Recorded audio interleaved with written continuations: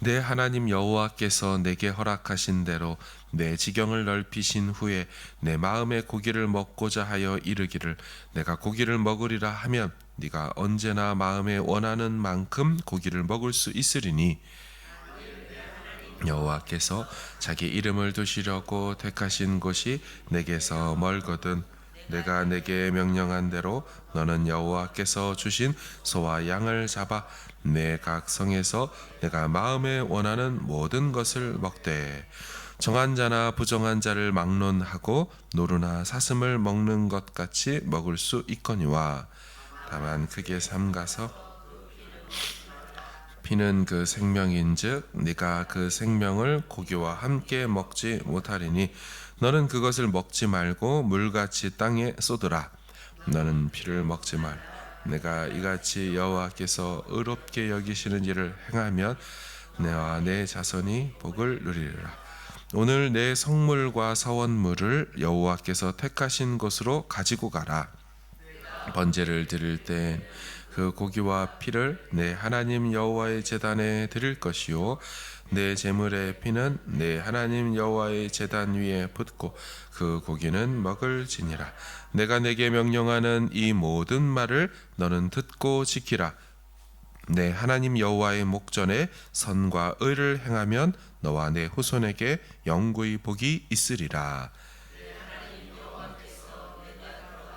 쫓아낼 그 민족들을 내 앞에서 멸절하시고 내가 그 땅을 차지하게 거기에 거주하게 하실 때에 너는 스스로 삼가 내 앞에서 멸망한 그들의 자취를 밟아 올무에 걸리지 말라. 또 그들의 신을 탐구하여 이르기를 이 민족들은 그 신들을 어떻게 섬겼는고 나도 그와 같이 하겠다 하지 말라. 여호와께는 내가 그와 같이 행하지 못할 것이라. 그들은 여호와께서 꺼리시며 가증히 여기시는 일을 그들의 신들에게 행하여 심지어 자기 자녀를 불살라 그들의 신들에게 드렸느니라. 같이 읽습니다. 내가 너희에게 명령하는 이 모든 말을 너희는 지켜 행하고 그것에 가감하지 말지니라. 아멘. 새로이 들어갈 땅에서 이스라엘은 하나님이 정하신 곳에서 예배하고 제사해야 했습니다. 영적으로 또한 종교적으로 분열되지 않고 하나 되게 하기 위함이었죠. 이 같은 조치를 제의 중앙화라고 말하기도 합니다. 제의 중앙화, 제사 의식을 중앙 한 곳에서 관리하겠다라는 겁니다. 가나안 원주민들은 어떻게 했습니까? 어제 보신 것처럼 아무 곳에서나 높은 산, 낮은 산, 푸른 나무 어디되나 영험해 보이면 그곳에서 제사했습니다. 그들은 제사를 집전하는 사람도 자기들 기준으로 아무나 세워서 제사장으로 삼았죠. 물론 제사를 드리는 대상도 하나님 여호와가 당연히 아니었죠. 이제 그러한 영적인 춘추 전국 시대, 이 가나안 땅의 현 주소입니다. 자기들 마음대로 아무 신에게 또 아무나 또 아무 곳에서 제사하지 못하도록 이제 들어가 차지할 땅에서는 영적으로 통제하고 통일성을 갖추도록 하기 위해 이 제의 중앙화를 여호와께서 말씀하시는 겁니다. 자, 어제 말씀드린 대로 이스라엘은 여호와께서 지정하신 한 곳으로 가서 제사해야 합니다. 근데 한 가지 생각할 것이 생겼습니다. 제사를 드리려고 하면 반드시 동반되는 것이 제물을 희생시키는 거죠. 제물이 없는 제사가 말이 안 되고 그 제물을 희생시키지 않고 제사를 드릴 수가 없어서 반드시 제사에는 짐승을 도축하는 행위가 수반된다라는 겁니다. 그래서 만약 누군가가 소나 양을 도축한다고 하면 어떤 일이 일어나겠습니까? 너 지금 왜 소를 잡냐? 너 왜 양을 지금 잡냐? 여호와께서 정하신 곳으로 가서 거기서 양과 소를 잡아야지. 니네 집에서 그거 잡았다가는 너 지금 가나안 사람들처럼 거기서 제사하려고 하는 거야? 이렇게 오해될 수 있는 상황이 생긴다는 겁니다. 그런데 사실 이 사람은 그냥 단순히 가축을 잡아먹으려고 했었습니다. 그런데 말씀드린 것처럼 이렇게 가축을 잡는 순간에 이게 제사 제의 중앙화를 어기는 행동인지 단순한 가축을 잡아서 음식으로 먹으려고 하는 거지가 분간이 안 될 수 있다는 거죠. 그래서 종교 목적과 제사 목적이 아닌 도축도 너희들 가능하단다라고 규례를 만들어주는 겁니다. 이른바 세속적 도축은 이렇게 하면 된다 말씀해 주는 거죠. 자, 그 내용은요, 꼭 중앙 제사하는 곳으로 가서 도축하지 않아도 된다. 너가 고기를 먹고 싶거든. 너가 사는 곳에서 얼마든지 도축해서 고기를 먹어도 된다. 허용을 해주고요. 다만 이 과정에서 주의할 것이 있는데 이것은 피는 먹지 말아야 된다. 왜냐하면 피에는 생명이 있기 때문이다. 생명과 함께 고기를 먹어서는 안 된다.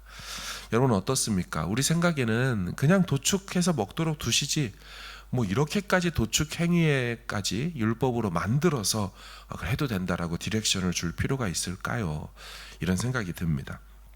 그런데 이는 앞에서 말씀드린 것처럼 도축 행위 자체가 순식간에 바뀌어가지고 우상에게 제사할 수 있는 행위로 변질될 수도 있기 때문에 그렇습니다.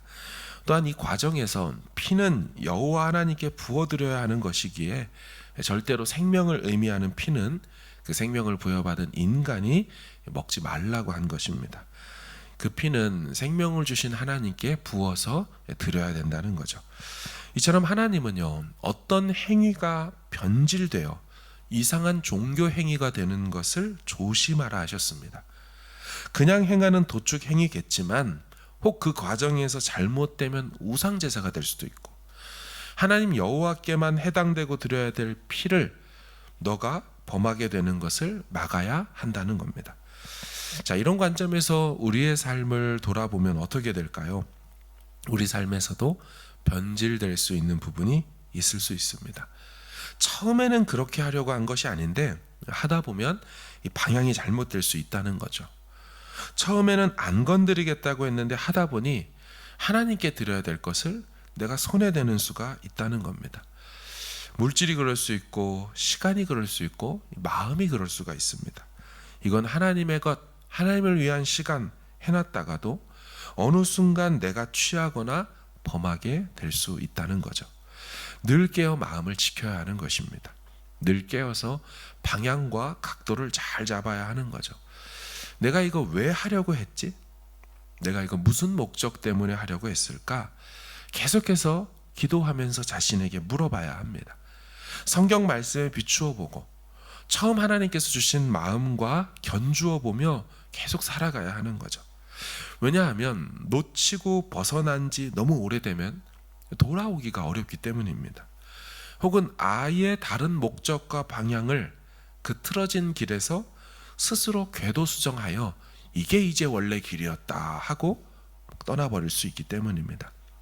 오늘 본문은 29절 이하에서 이런 우를 범할 수 있다라고 말합니다. 왜 가나안 사람들이 우상을 만들었을까? 왜 그들이 우상을 섬기게 되었을까? 이것을 연구하고 탐구하다가 너도 그렇게 빠지게 될 수 있다라고 말하죠. 30절을 한번 보십시오. 너는 스스로 삼가 네 앞에서 멸망한 그들의 자취를 밟아 올무에 걸리지 말라. 또 그들의 신을 탐구하여 이르기를 이 신들은 그 신들을 어떻게 섬겼는고 나도 그와 같이 하겠다 하지 말라. 처음에는 그런 목적으로 그들의 신을 연구하고 탐구 조사한 건 아닐 겁니다. 그런데 이게 어떤 것이지 하고 하다 보면 넘어갈 수 있다는 거죠.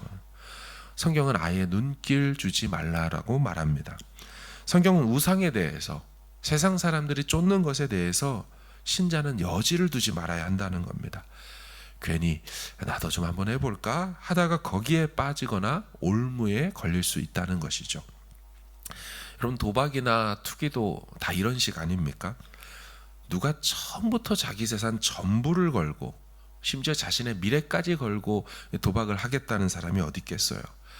좀 시간이 나니까 좀 여유가 생기니까 나도 한번 해볼까 경험 삼아 해볼까 그러다가 주급 날리고 월급 날리고 연봉 날리고 그러다 동산 부동산 다 날리고 미래까지 가정까지 날리게 되는 거죠. 한번 해볼까 때문에 접한 이 담배나 마약으로 인해 후에는 빠져나오지 못하게 되는 것입니다.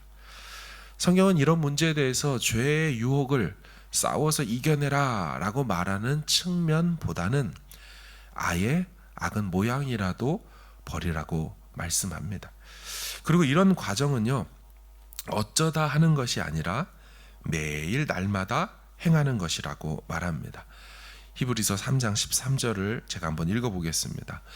오직 오늘이라 일컫는 동안에 오늘에 매일 피차 권면하여 너희 중에 누구든지 죄의 유혹으로 완고하게 되지 않도록 하라 말씀합니다. 잘 보시면 오늘이라는 일컫는 동안에 매일 서로 권면해라. 그래서 죄의 유혹으로 완고하거나 고집되지 않도록, 마음이 굳어지지 않도록, 그 상황 되지 않도록 해라는 말씀이죠. 중요한 메시지입니다. 매일 날마다 하는 거죠. 그래서 우리가 늘 기도하는 겁니다. 피차, 서로가 서로에게 챙기라는 겁니다. 목장에서, 가정에서, 부부끼리 혹은 부모가 자녀에게 등등 서로 계속적으로 정기점검하라는 거죠. 그런 다음에 그 다음 구절이 뭐라고 되어 있냐면 우리가 시작할 때 확신한 것을 끝까지 견고히 잡고 있으라 라고 말합니다. 처음 예수 믿고 처음 인격적으로 주님 만나면서 다짐하고 결단했던 것, 그 믿음 끝까지 견고히 잡으라는 거죠. 다시 말하면 영적 초심을 잃지 말아라는 말씀입니다. 이것에 실패하면 어떻게 된다라고 합니까? 오늘 본문으로 돌아가면 31절을 보십시오. 유혹에 넘어간 자들의 모습입니다. 내 하나님 여호와께는 네가 그와 같이 행하지 못할 것이라. 그들은 여호와께서 꺼리시며 가증히 여기시는 일을 그들의 신들에게 행하여 심지어 자기들의 자녀를 불살라 그들의 신들에게 드렸느니라. 여러분, 어느 누가 처음부터 우리 종교에 오면 네 자녀 불살을 겁니다. 여러분, 이런 말에 누가 처음부터 마음이 움직일 사람이 있겠어요? 누구든지 처음부터 이만희가 구세주 메시아라고 하면 듣지 않았을 거예요. 그래서 이단들이 어떻게 합니까? 비유풀이, 짝풀이 등 자기들이 만든 교묘한 가르침으로 먼저 사람들의 마음을 낚습니다. 그러다가 그 마음이 넘어왔다 싶을 때 그들의 큰 그림 안에서 이만희가 메시아라는 것을 내세우는 거죠. 그러면 그 얘기를 듣는 자들이 이 퍼즐이 이렇게 맞춰지는구나 하며 넘어가게 되는 겁니다. 사랑하는 여러분, 보암직하고 먹음직하고 지혜롭게 할 만큼 탐스럽게 한 다음에 먹어보라고 하는 게 사단의 전략이지요. 우린 그런 의미에서 속지 말아야 합니다. 늘 깨어 있어야 하는 거죠. 하나님 주신 말씀이 우리의 생명을 지켜주실 것입니다. 마지막 권면을 듣겠습니다. 32절 뭐라고 합니까? 내가 너희에게 명령하는 이 모든 말을 너희는 지켜 행하고 그것에 뭐하지 말라고요? 가감하지 말지니라. 완전하신 하나님이 주신 온전하신 말씀이라는 거죠. 더하거나 뺄 필요가 없는 이 말씀 안에 힘써 거하라는 것입니다. 축복합니다. 세상 속에, 워낙 죄된 세상 속에, 유혹 가득한 세상 속에 살기 때문에 우리 마음이 늘 뺏기거나 흔들릴 수 있습니다. 오늘도 다시금 이 말씀을 기억하며 주님, 우리가 눈길과 마음길 하나 주지 않겠습니다. 여지를 두지 않겠습니다. 하나님의 말씀 안에만 힘써 거하고 제 마음 기도하는 중에 성령님 지켜주셔서 다시 원래 자리, 주님 기뻐하시는 그 자리, 주님 시선 있는 그 자리에 늘 머무는 우리 모두 되게 하여 달라고 그렇게 기도하고 오늘도 승리할 수 있기를 주님의 이름으로 축원합니다. 아멘.